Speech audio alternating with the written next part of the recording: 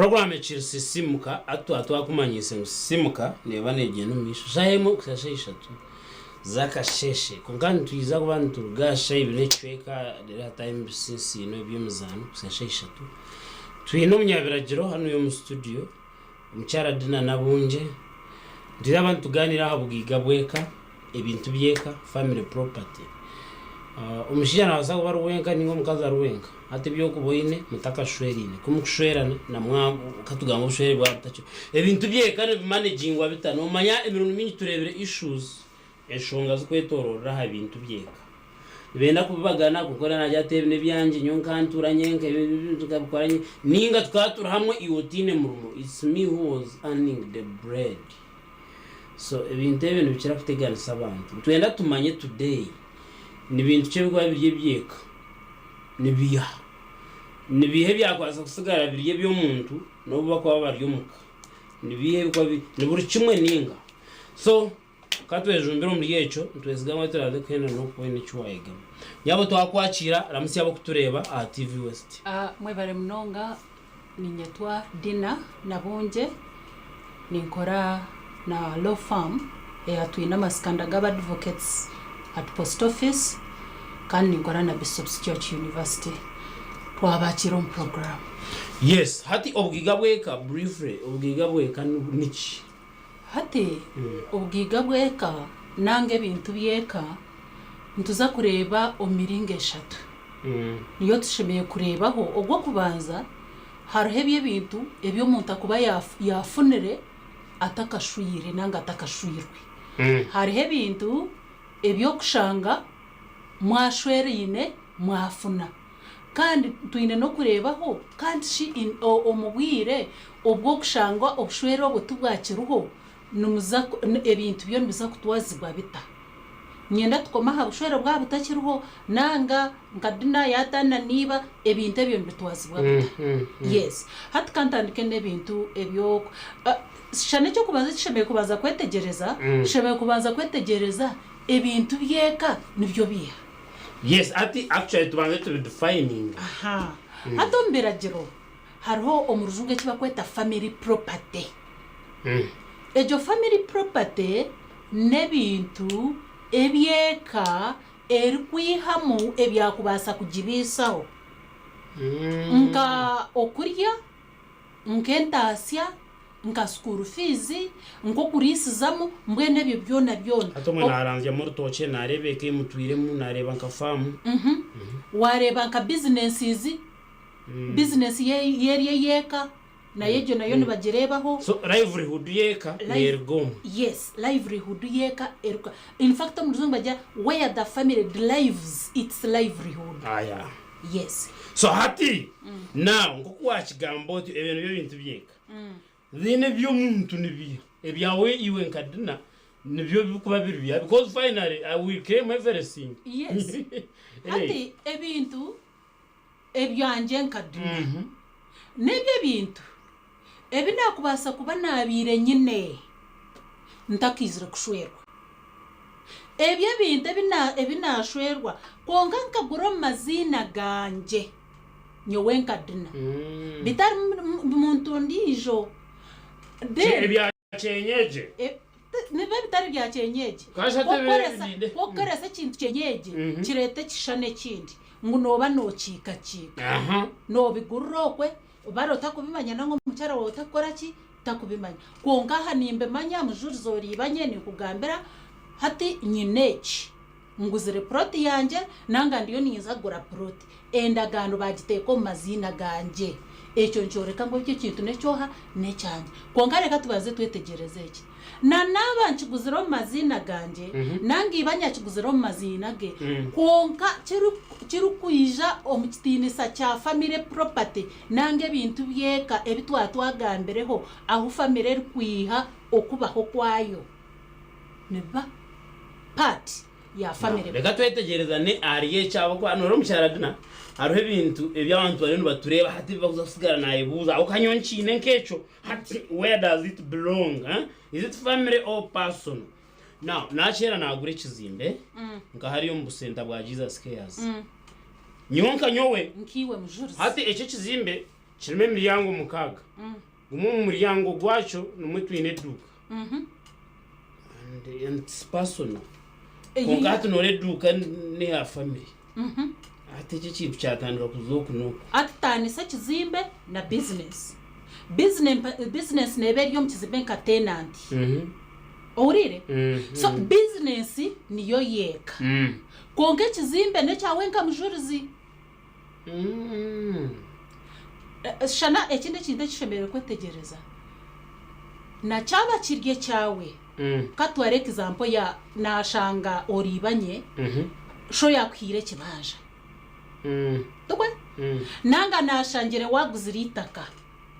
konkeri itaka kunashwigwe bambe niryo wagizire mu cyara wanje genda reka tube ntukorese itaka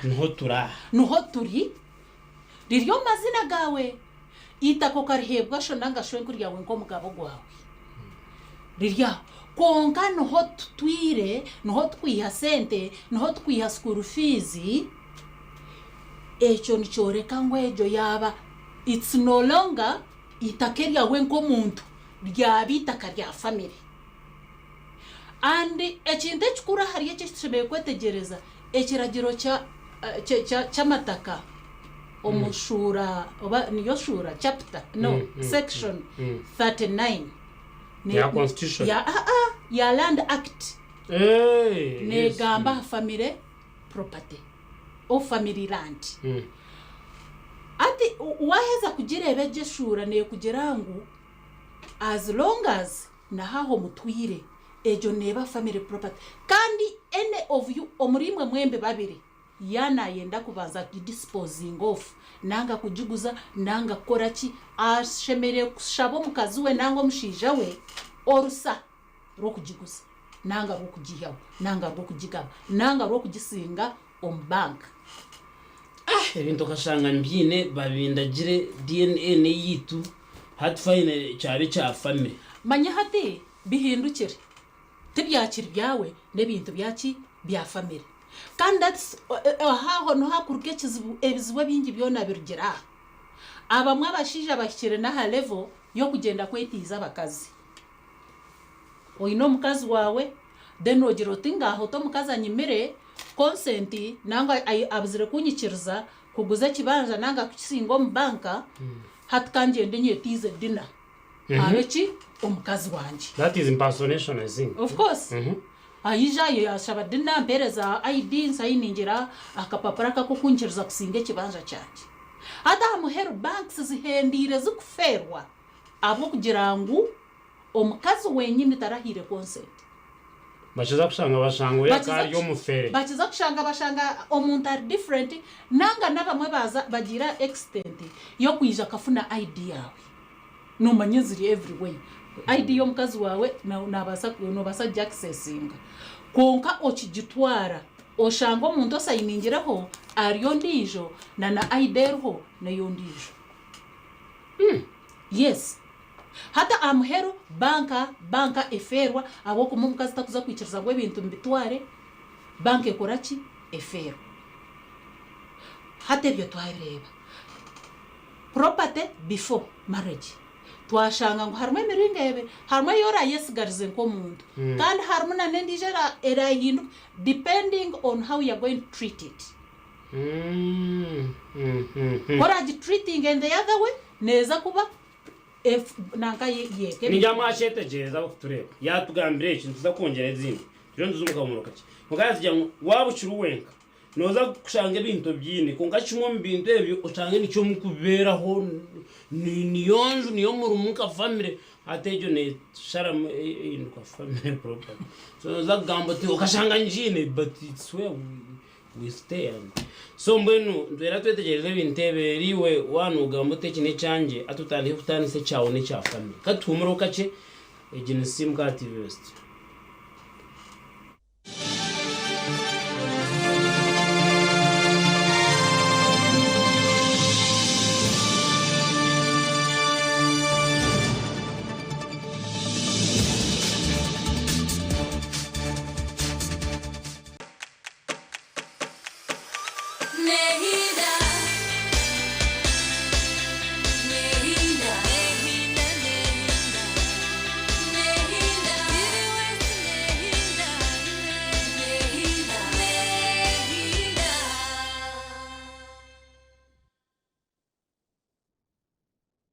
Yokato,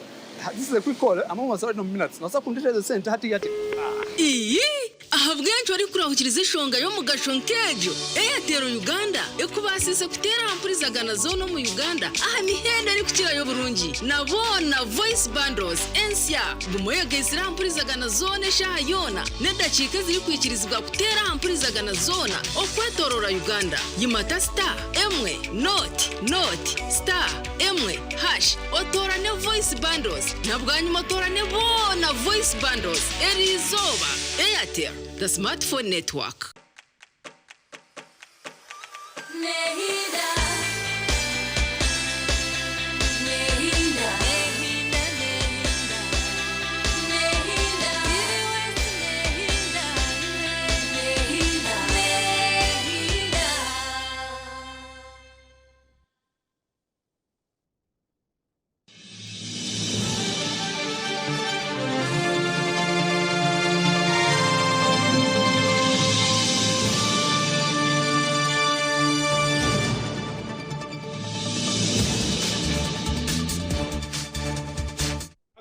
Akire kakaruka cye twakigambire ngo akireko nakace akahumura kakareka Airtel TV West program SISIIMUKA cyagiye numisho Vincent Mujuru tahise Omunyabiragiro Dinah Nabunje amnashobora bw'eka njya wabihurura emwere byanko umuntu bakabikuraga no kubikuraga no wabikora juri atakumanya konga ukuru kumuko bikoze sana bihinduke byeka then aremu kora muri hamwe kuko wagambire mune waza kushara mu kujyo mwene kine cyanje nkanyowe ninga kize kirye ceka haruho ebyo takashire hareho ndenda kurebana n'icyo bakweta ukwikiriza na bintu ebyo naki koga takashirokwe kumwakuba mwabe muri hamwe mwatanire ninga mutanire then property nize gendeta aza ecyo tushebeye kubanza kwetegereza mukatana muringo ki nanga nemiringo ne mataringa hata haro okushanga mujurizi Dinah nakwate bintu byanje nagenda nagenda somewhere narwo wibanye na Afrika nagenda nayepangisiza kajukanje somewhere uko no kutana twegarwa amako ko kugenda ntasi ya mundisho kandi haro okutana nyotinchi kureba ati nyoku agenda I repressed you there and then kandi when you wakora repressment yanje ubwo mukazi wawe washwera noha manyati no mukazi wawe Omunyabiragiro ati nore bimwe baroya imo muri yoko munanje ungechi chintagura hundi kiriyo aha ground kiruho konka ekizubu netukoresho bi echo kubaza cyabyona nyo nimbasa kwerezo obuhabuzingu watana no mukazi nanga watana no mushije official mugende mutano mukoti ekiragiro kibabare mutumicyatura kumwe tokira mukazi no mushije mukacirekura mwazombiragiro mwatana konka mwamutatine mujuri zino basa kwata bintu byawo gendo parking gendo ture kuri konka after waheze myaka mingi ogarke ubo mushije wo gwakuba mkamtatanire mbiragiro ekiragiro kote ne enforcing okutana so mwamtajiro mukoti kutana official no gumori mukazi wananga nanga no gumori yomushije wananga hadi nyimaza uno basa kurugaha uzikamparo burre yogumeno okora ugire bintu umuntu naye niho claim wahura ate obu watana haza no mangwa binyini ko bakutana batyo ntamere bikoma nyenda kuhereza examples z'abantu bingi babire no bargaha omukazi akoma agenda hachwa emyaka omukazi agarka ati ninyendo rutokerwa abana banje ati ndiyo mukazi wawe ninyende bintu kandi kote koraki emhurikiriza abo kugira ngo mwabire numutana tumuratanire ngahi Omunyabiragiro ngo kubikora ki okubikwetengeza so mwine kuba very careful na decisions zimukora obe no manya wari watana nabaro ogendo tando official watana no mukazi wawe mutano official muzo mukoti kote ba declaring ngo mujurizi tokiriba wananga ibyo nankiwa tokiri mukika mujurizi so hata mama ni choba kutanda bakagumana bafuira bandi usanga yarga yaza yarwanirayo ati okufuha kuri nacho most especially mwa bashije atumjani baba akire kwira kumanaza na Rwanda yo ati nituba twakire kwira nyoni ibanye konkanki ibanye takayenda nshange ndi somewhere yashwirwe naenda ngume hawa gume nandebaho yes so ati umurye ebintu byeka in fact warete cyo kutana tinguma yaba tukigambe hesha heje ati ebintu ebuwa gender haruho okutano kw'emiringo hariho okutano kwa separation mbwenu mukaja excuse ngo hatuzombiragiro mujuru zitura wenka na nyowe nkoreki nture nyenga wahora hata obwirobwe bitari mubiri ebya divorce yenyine okutandira kimwe hariho kushanga dina takibasa containing iba pressures are too high, whatever, fights, what, domestic violence, everything is there. Konko share mu kugero okwenda kwesha sizebe hariho separation nimuzom separation agreement nanga muzom court ekora separation judicial separation hata mukitana kumukeza kutana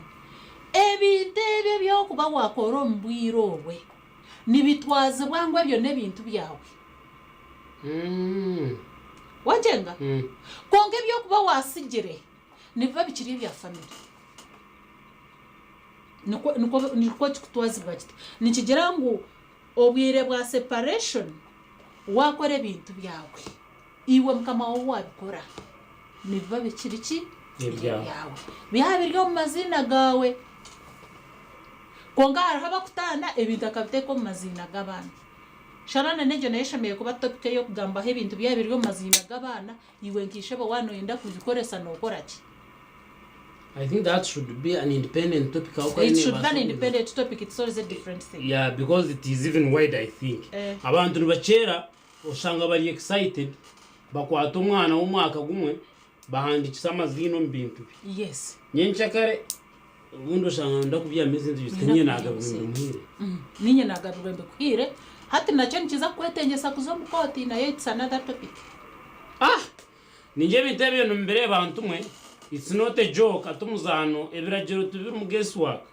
utiza kuchero kaje tunchona nahura naye na munkoro bangu manye implication bazo manye implication yacho buri kimwe cyona in fact ebirebe to advising abantu ngo buri kintu cyone cyoraze gukora echo kureba cyakushobera ubanzo kuze no basa kubuza abantu nibingi baroya nibingi hate bakirinka baburi ababire batakurebeka hate nibingi wazo muri mbarro mu law firms nibingi kongara munabafere nabo bari yomwe mwe natubikaba nibindi ati buri no ndijo na usanga ari umushuma roya kongara ari umushuma barumu in fact bari bashuma konganji rugiriwe perception yiwatwara tubari bashuma perception yiwatwara niyo kuza kuhereza ngo muntu wamtrustinga nanga iwe no baza kureba most abantu abingine bareba on the cost iwe no baza kwijana ureba cost eye kinte yo kumanya umutogo utiyo yakugambera batwongande na no mushumati yanshabe kina neki harabara kushabe sentence munonga konke bintu byo bikanga ukamare emyaka 10 orukuzo mukoti orukurubate 20 hata gushisira zingaye abwacho takwijja kagambera ka sente kakire deno kakashashura kakore bintu byo bikaho mwaka gumwe arahaba kwiba ico cona nacetegereza those two sides na haruma abashuma like real thugs anyway dar horoya wa mushuma har horoya wa mushuma abashuma baza harugudo okay so nabashuma bashume now ati ekwatena no kwikirizana kose bintebi ico bakweta consent ukizosore ako abantu basiyowe babiyomberamo mwe mu disagree ngo shanga abantu nibashenyezo kunaga yes at percentage ebiragire bikikiriza ngo iwe wabora family mwamuri family mwine nimbasa kwikirizana ngoreka tukorese bintu kandi obirebire bikinji yo banksi omukuguza naki ejo property jeje ya family tine muntu oshemere kugikoresa omuringo gumubire mutakugikoresa otine kwikiriza kwa mshija wawe nanga mukazi wawe so ejo consent neyetagisa kandi ijoba ryo rikora a decision otine consent ya spouse, then that is not right. Kumurizo mukoti birya kugaruka mugongo. Nibagira ngo shemeye kuhereza consent. Konga hariho wire obukika. Hariho need nanga echetengo. Numwenda sente nanga numwenda ki. Nanga cyone cy'umurukwenda. Nanga numwenda kufuruka kurugo mwanya ogwo gwafunda kuzo mugundi. Omwayimuka ati ndai ati nyoti nkuruga. Ati tinkubasa kuhereza rusaro guza ki ebintu ebi. Konga nabwe ntushemeye kubanza kwetegereza aha bwaki na habaho bwo kubagano. Bo butetegereza na habintu. That echo nchimanyisangu ngo omuriyimwe babiri hino oba kususpectinga nango oba kutekateka ho ngo ekintu echo nabasa kiteko mu nkora nonje. Nange sente ziragure. Konga maja washanga oine enshonga zawe. Ezoru kwenda korese cye kintu. Ezoru kwenda kora ki? Kongo mukazi wawe nango mshisha wawe yayanga completely kukuhereza. Katu ichiriza nengu maybe orionoza nko kugurita kerindi. Aho mtauno ineka proti remover ya milioni igana. No basa kugenda somewhere milioni zigana oyombeke henzo ogurita kerindi nange bindi bintu. Konko kwa mukazi yayanga kuhereza ki orsa. Ekiragiro nkuhereza obugabe bwo kugira ngo omuntu yayanga kandi oyine reason zeziri valid zo kuguza ecyo kintu nozo mukoti yo gishaborusa ekwikirizo gihereza reasons nange nshonga habwa kino yenda kuguza then yo kote kuhereza rusogendo kora ki oguza. So ecyo kugira ngo nakwima consent kandi oyine obwetaji bw'ekintu wateko mukoti nichoreka nichirebeka ngo yetageki koti yo neza kuhereza urusa abo kwa nyine kwe koti atayarebekereka ikaba reasonable nako arime ibintu bibiri mukankwene umuntu naje kumene kanze munyweze hati rero shobora nyine giranti no me I don't want that finally hata koti yaba mu reasonable. Court has always been reasonable. Cottage teka kora ganshobi kureka abantu nubo bakora ki enshobi kandi enshobi ne basa kwijo miringo nkebiri ogwo kubanza iwe roya okuwa presenting ebintu byawo mu koti koti tekuza kuteka tekera iwe nkaroya niwo shimeye kuteka teka nange kindi. So to you court is the temple of justice? It is the temple of justice except the persons who are in court. Okay. Awokuba no bimanya corruption is too much.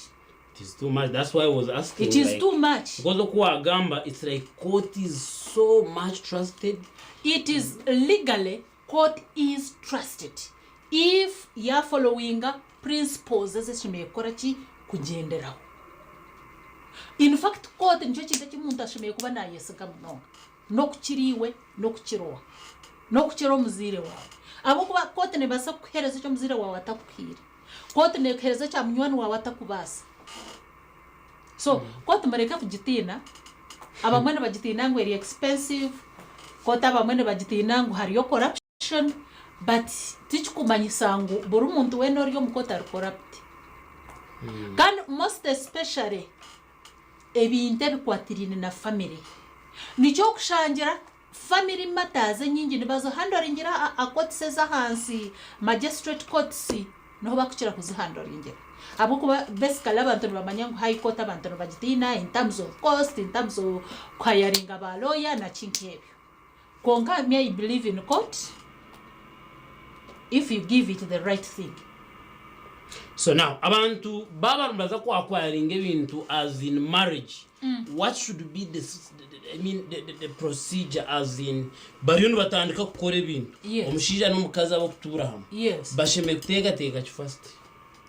Bana benda bana ba as in ati nubakora omushija n'umukazi bagisirwe nubakora nibaza kutandika bariyonu bakora ibintu. No kubigura hamwe ati bashemeye kubanza bashitama hamwe babuza nitwenda ki kandi twende bintu bitu bibe bita nitwende bintu bitu bibe hamwe nkadina na nyenyewiba ibanye tukore bintu bimwe nanga buri umwe kwate senta gurebye nicyurugiririmo kumwikirizana buri umwe cyaragure kiryeke nikiguma kirye cyawe ekindi agure nyowe dina na mujurizi turya bashwirire nibugume bya dina na mujurizi and obwiro bwingi no basa kumanya orunozungo rugumerete nkuzaguruteka ebye bintu buri omwe ayinesheye ya contributinga nange chweke chwatekaho mwachwa mu ekichweka ninkwereze cyo kureberaho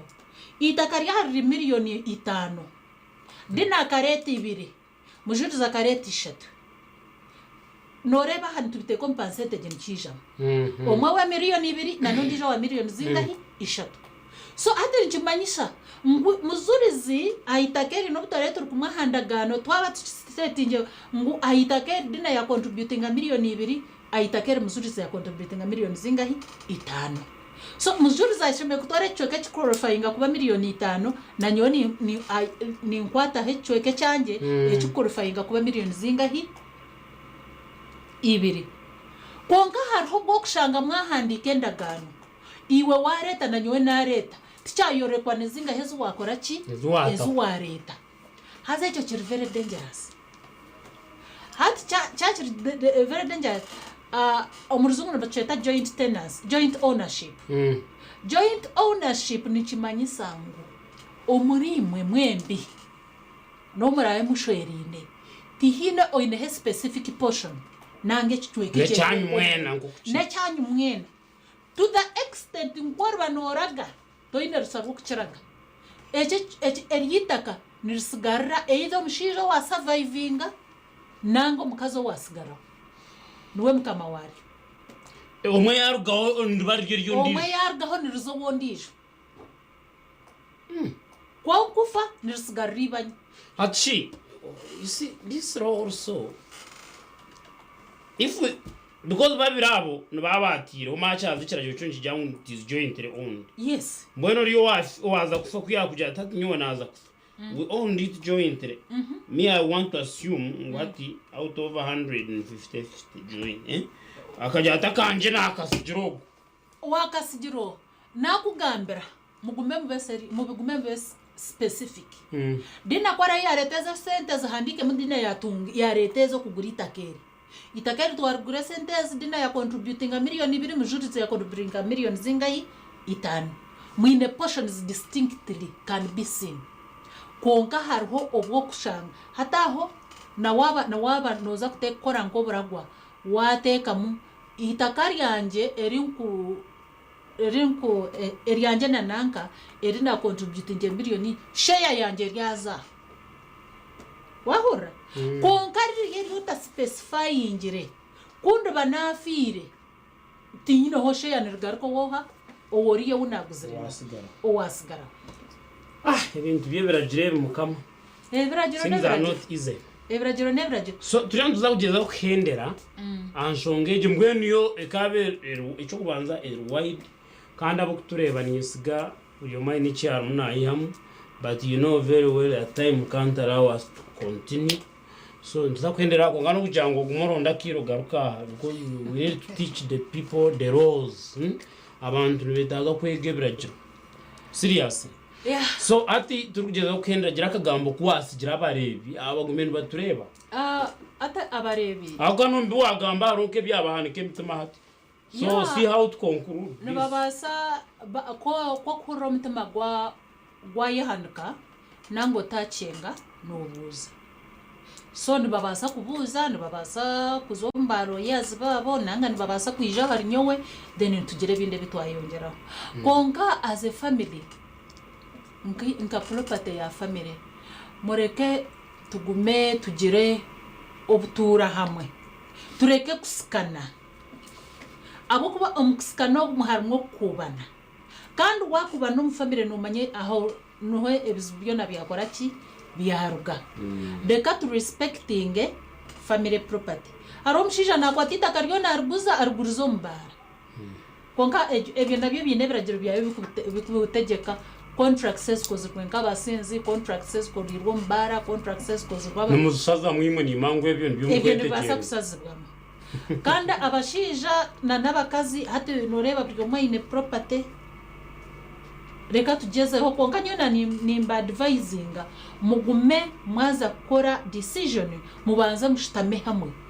muteze egi property yabo yoha egi yabo yo kandi ya family yo yakora ki yakubeyo wabare mnonga omukyala Dinah Nabunje Omunyabiragiro bari kuba ni akashishaka program egi SISIIMUKA ni kigumizamu by the way twaza kumuroka kintu zagaruka tukonka muraka tukuzo mu